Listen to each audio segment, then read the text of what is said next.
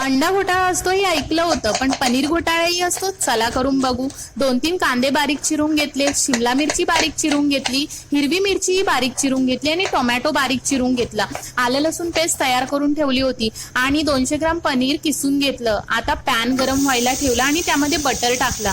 Butter बरोबर थोडंसं तेलही टाका आणि जिऱ्याने फोडणी दिली. त्यानंतर हिरवी मिरची टाकली, कांदा टाकला आणि कांदा टाकून झाल्यानंतर ह्यामध्ये आलं लसूण पेस्ट पण टाकली. त्यानंतर आता मी टोमॅटो ऍड केला आणि हलवलं थोडं आणि त्यानंतर शिमला मिरची टाकली. आता मीठ टाकून सुके मसाले टाकणार. धणे जिरे पावडर टाकली, लाल मसाला टाकला, हळद टाकली आणि 2 चमचे पावभाजी मसाला टाकणार आहे आणि काश्मीरी लाल मिर्च पावडर थोडी.